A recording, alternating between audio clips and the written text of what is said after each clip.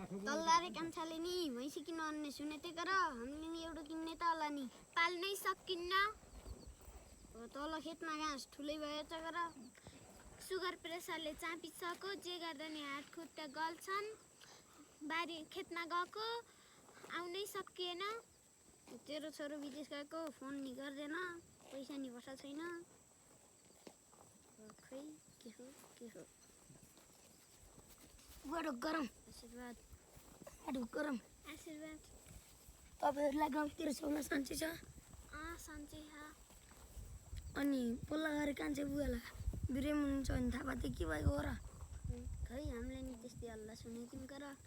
phone नगरिकन किन आएको नि एक्कासी अब यस्तो आमा परिस्थितिले यहाँ टेलिकममा सिम पनि पाइएनन् लकडाउनले गर्दाखेरि यहाँ 3-4 वर्षपछि बल्ल आइएको छ नेपाल नि सञ्चयरमै त आइस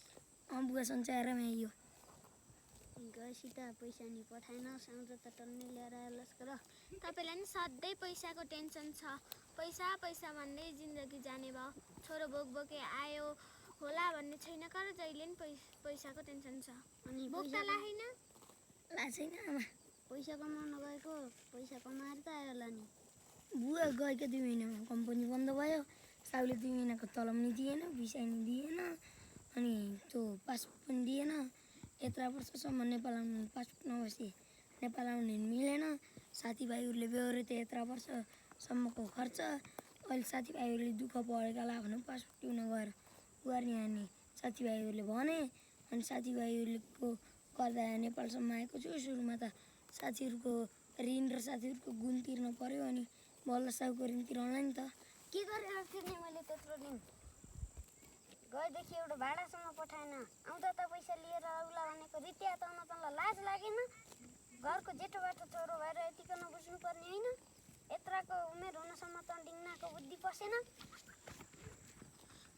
छोरो आउँदा सधैँ रिस उठे कहिले खुसी हुने छैन उहाँलाई उमेर छ कमाउला तिर्ला हुँदै नभए गहनाहरू बेचम्ला